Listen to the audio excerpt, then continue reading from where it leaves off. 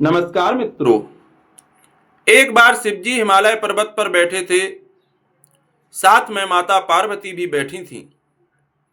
तभी माता पार्वती ने शिवजी से कहा कि प्रभु, अगर महापापी मनुष्य हो तो उसका कल्याण कैसे होगा, और क्या घनघोर पाप करने वाले मनुष्य का कल्याण हो सकता है। तब भगवान शिव कहते हैं कि हे देवी, आपका यह प्रश्न बहुत ही उचित है और आपके प्रश्न में समस्त मानव जाति का कल्याण छिपा हुआ है। और आज मैं आपके प्रश्न का उत्तर एक कथा के माध्यम से देने जा रहा हूं। कृपया इस कथा को पूरे मन से अवश्य सुनिएगा, और जो भी इस कथा को पूरे मन से सुनता है उसके जाने अनजाने में किए हुए सभी पाप नष्ट हो जाते हैं, क्योंकि इस कथा का एक एक शब्द महामंत्र के बराबर है। यह कथा है भगवान नारायण की। तो एक बार प्रेम से बोलो, जय श्री हरि विष्णु। और जो मनुष्य ऐसा करता है उसे अपार पुण्य की प्राप्ति होती है। आज हम बताएंगे कि कैसे महापापी राक्षस के घर भी एक नारायण भक्त पुत्र हुआ। मित्रों, अब मैं अपनी कथा प्रारंभ करता हूं। हिरण्यकश्यप और हिरण्याक्ष दो भाई थे। हिरण्यकश्यप को भगवान से बैर था। दानवों का देवताओं से बैर होना जन्मजात स्वाभाविक था। देवताओं को पराजित करने के लिए अधिक शक्ति प्रदान करना आवश्यक था। अतः हिरण्यकश्यप शक्ति प्राप्त करने के लिए तप करने मंदराचल पर्वत पर गया। देवताओं ने सोचा कि यह असुर तप करेगा, उसमें सामर्थ्य आ जाएगा, फिर हमें सताएगा। इसका कुछ इलाज अभी से करना चाहिए। तप करना माने एकाग्रता होना। एकाग्रता बढ़ने से सामर्थ्य आता है। जैसे बिल्लौरी कांच सूर्य के सामने स्थिर करने से सूर्य के किरण कांच की दूसरी तरफ केंद्रित हो जाते हैं, और सूर्य के सामान्य किरणों से कभी आग नहीं लगती, जबकि बिल्लौरी कांच के द्वारा केंद्रित हुए वे किरण आग पैदा कर सकते हैं। ऐसे ही मन की एकाग्रता से आदमी में सामर्थ्य आता है। वह एकाग्रता चाहे सुर करे, असुर करे, चाहे मानव करे, सामर्थ्य तो आएगा ही। यह ईश्वर की आदि नीति है। देवता अपने गुरु बृहस्पति के पास गए और कुछ उपाय करने के लिए प्रार्थना की। सुर गुरु ने सोचा, हिरण्यकश्यप के तप में विघ्न तो डालना ही चाहिए, पर ऐसा विघ्न डालना जाए जिससे उस असुर का कल्याण भी हो। बृहस्पति ज्ञानी थे ना। नानक जी ने ठीक कहा है, ब्रह्म ज्ञानी ते कछु बुरा न भया। जैसे माँ बच्चे को पुचकारती है, लाड़ प्यार करती है, चॉकलेट देती है, मिठाई खिलाती है, इसमें वात्सल्य है, अपनत्व का भाव है। थप्पड़ मारने में भी वही मातृत्व का प्रकटीकरण होता है। ऐसे ही पूरा विश्व ब्रह्मज्ञानी का बालक मात्र है। उनसे जो भी चेष्टाएं होती हैं जीवों के कल्याण के निमित्त ही होती हैं। जैसे आदमी अपने शरीर के विभिन्न अंगों से विभिन्न व्यवहार करता है, उस व्यवहार में बाहर से विषमता दिखेगी, पर वह विषमता नहीं है, क्योंकि सब अंगों से उसका समान भाव से अपनत्व है। सब अंग उसे प्यारे हैं। ठीक वैसे ही ब्रह्मज्ञानी पूरे विश्व का आत्मा है, विश्वात्मा है। पूरे विश्व के साथ उसका समान भाव से अपनत्व है। इसके द्वारा सहज भाव से जो भी चेष्टा होगी वह सबके कल्याण के लिए ही होगी। हिरण्यकश्यप मंदराचल पर्वत पर जिस पेड़ के नीचे तप करने बैठा था, उस पेड़ पर बृहस्पति सुख रूप धारण करके बैठ गए। ज्यों ही असुर ध्यान करने लगा, सुख माने तोता, नारायण नारायण नारायण का नामोच्चार करने लगा। हिरण्यकश्यप चौंका, अरे यह तो मेरे शत्रु का नाम है। वह तोते पर चिढ़ गया, उठ भगा दिया। फिर ध्यान करने बैठा तो तोता वापस आकर बैठ गया और नारायण नारायण नारायण की रट लगा दी। असुर ने फिर उसे भगाया, कंकड़ पत्थर फेंके, पर तोता कहाँ मानने वाला था। एक डाल से दूसरी डाल, दूसरी से तीसरी, अधिक होता तो पेड़ छोड़कर उड़ान ले लेता और चक्कर लगाकर पुनः आ जाता। फिर वही नारायण नारायण की रट। पक्षी कितने निर्भीक होते हैं, क्योंकि उनको अपने पंख पर पूरा भरोसा होता है। वृक्ष की डाल हवाओं से कैसी भी हिलती हो, पर वे उस पर निडर होकर बैठ जाते हैं, किलोल कर लेते हैं। तुम कंकड़ पत्थर लेकर उनके पीछे पड़ो, फिर भी वे घबराते नहीं, क्योंकि वे जानते हैं कि मौका आने पर पंख फैलाकर उड़ जाएंगे। अपने पंख पर भरोसा होने के कारण ही वे कैसी भी परिस्थितियों में किलोल करके मजा ले लेते हैं। साधक को भी अगर ज्ञान और वैराग्य रूपी दो पंख मिल जाएं, तो हिलती हुई संसार वृक्ष की डालियों पर भी जीने का मजा ले लेता है। संसार वृक्ष की परिस्थितियां रूपी डालें सदा हिलती ही रहती हैं।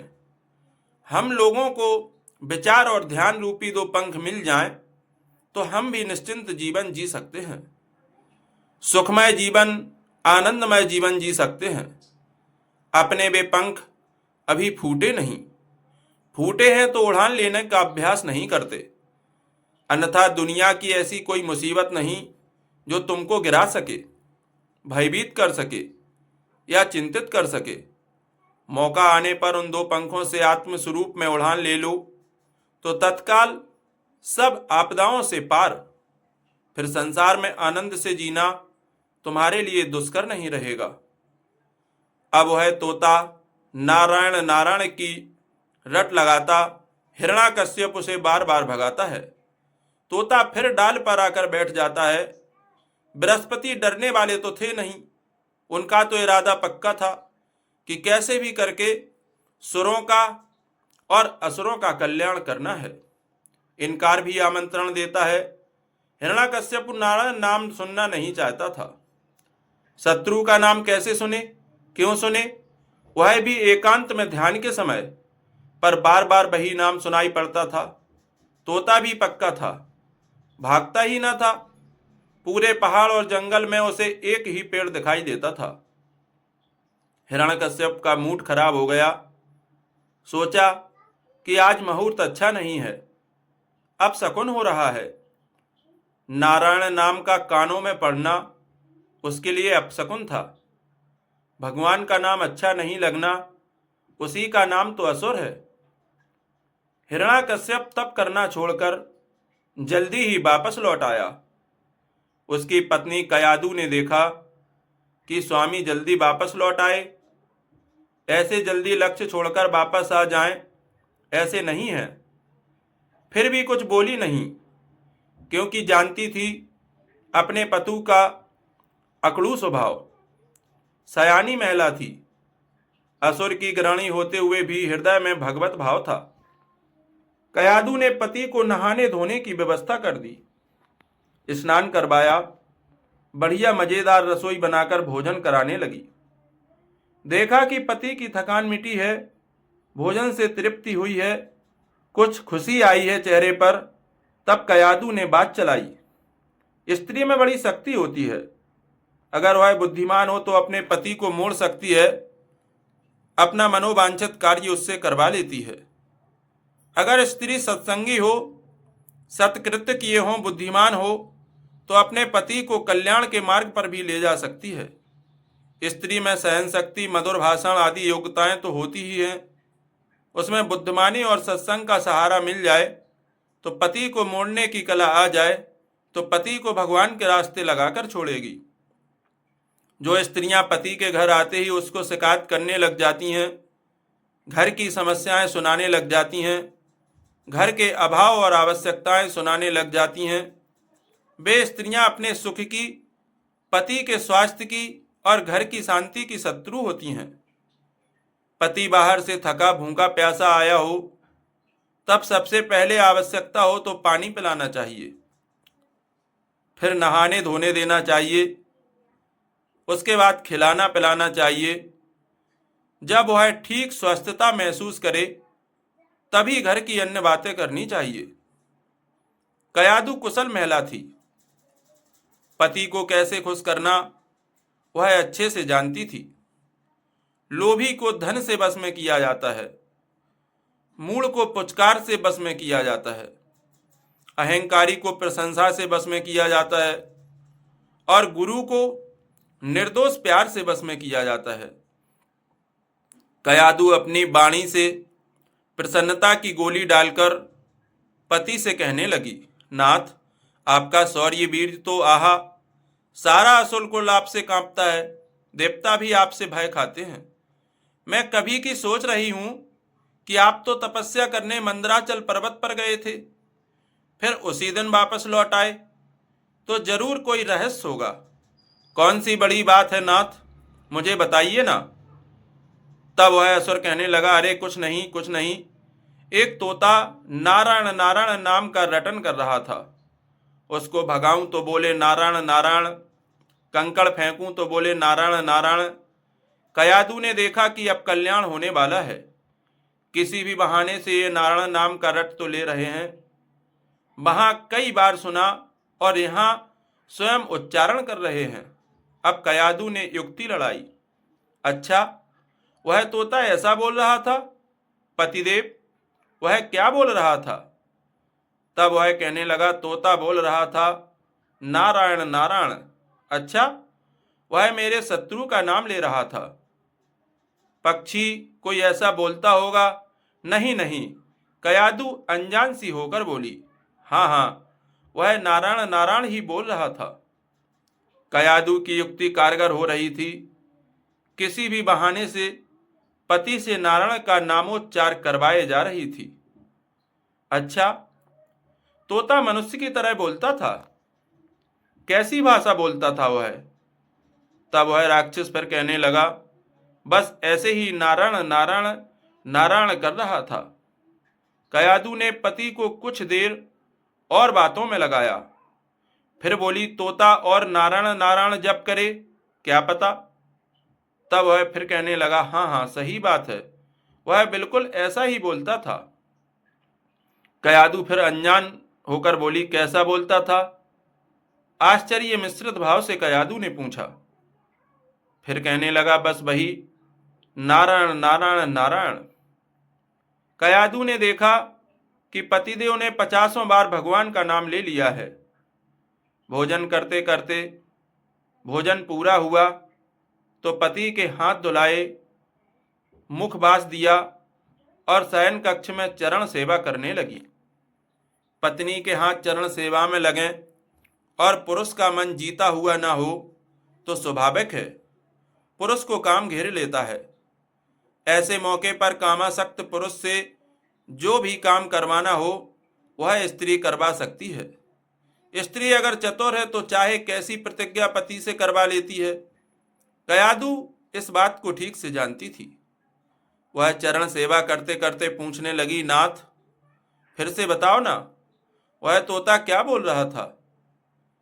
तब वह असुर कहने लगा, प्रिय, वह नारायण नारायण नारायण नारायण बोल रहा था। अब एकांत में पत्नी के हाथों चरण सेवा के समय प्रिय शब्द के साथ नारायण शब्द की भी प्रियता से आने लगा।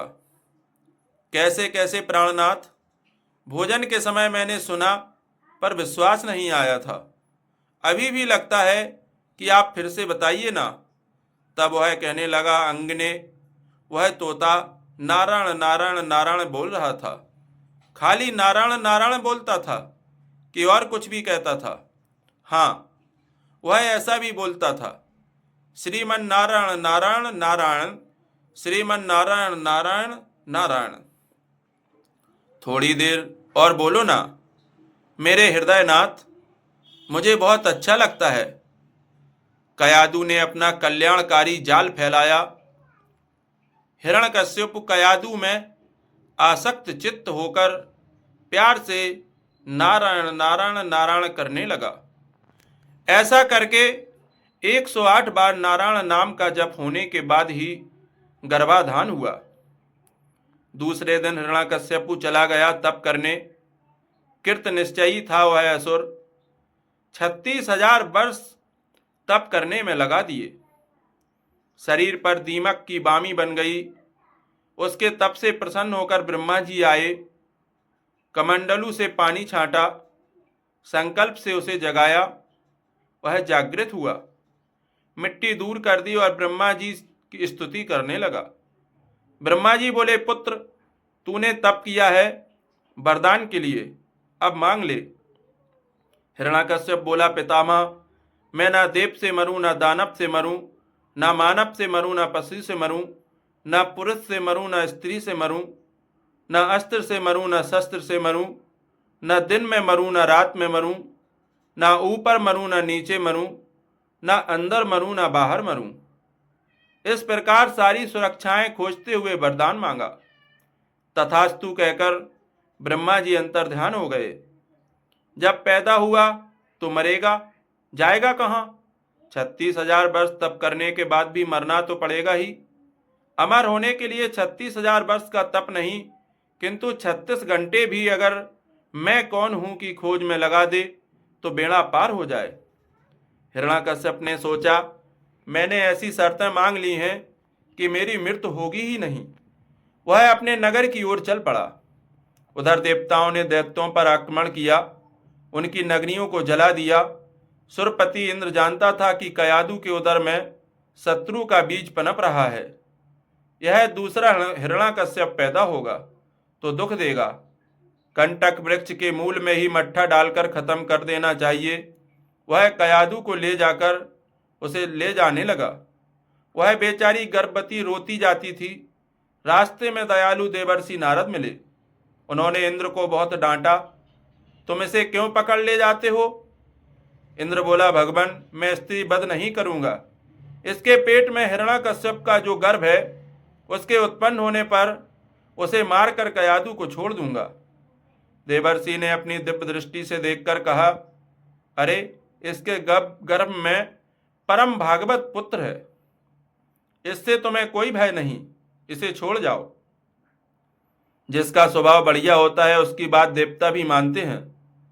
जिसका स्वभाव घटिया होता है उसकी बात अपने कुटुंबी जन भी नहीं मानते, अपने मजहब वाले भी नहीं मानते। जिसके स्वभाव में परु दुख कातरता, परोपकार की भावना भरी है, उसकी बात का प्रभाव पड़ता है। आपके स्वभाव में अगर संयम है, मधुर भाषण है और परहित चिंतन है तो आपके स्वभाव का प्रभाव बहुत लोगों पर पड़ेगा। अब नारद जी की बात सुनकर देवेंद्र कयादु को नारद जी के आश्रम में छोड़ गया। नारद जी आश्रम में हर रोज कथा का सत्संग सुनाते। कयादु तो कथा श्रवण करते करते झोंके खा लेती, पर उदर में पल रहे बालक कथा सुन लेता था और कथा को पूरी सुनता था। हिरण्याकश्यप जब तप करके लौटा तब नारद जी ने कयादु को अपने पति के पास पहुंचा दिया। प्रहलाद का जन्म हुआ। वह 5 वर्ष का हुआ, तब तक तो पिता ने उसे सताया। भगवान की भक्ति छुड़ाने के लिए काफी अत्याचार किए और भगवान का नरसिंह अवतार हुआ। अब यहाँ प्रश्न हो सकता है कि कयादु में गर्भाधान होने के पश्चात हिरण्याकश्यप ने 36,000 वर्ष तप किया, वापस लौटा और नरसिंह अवतार हुआ, उसका संहार हुआ।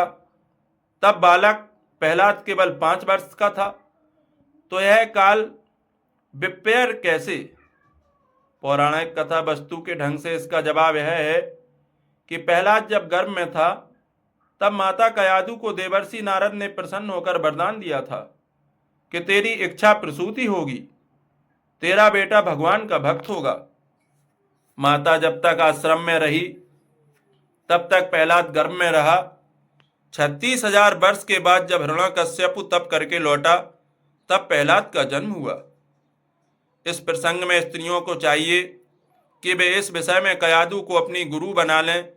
पति से, कुटुंबियों से नारायण नाम का महामंत्र का उच्चारण करवाकर अपने कुल का उद्धार करें। मित्रों, कहानी को पूरा सुनने के लिए आपका बहुत बहुत धन्यवाद। अगर अब भी आप हमारे चैनल पर नए हैं तो हमारे चैनल को सब्सक्राइब कर लें और बेल आइकन दबा दें, जिससे आने वाली कहानी के नोटिफिकेशन आप तक पहुंचते रहें। दोस्तों, इस कहानी को लाइक करें, कमेंट में जय श्री राम या जय श्री विष्णु लिखना ना भूलें। फिर मिलेंगे बहुत जल्दी एक अगली कहानी को लेकर। तब तक के लिए प्यार भरा नमस्कार। आपका दिन शुभ हो, मंगलमय हो।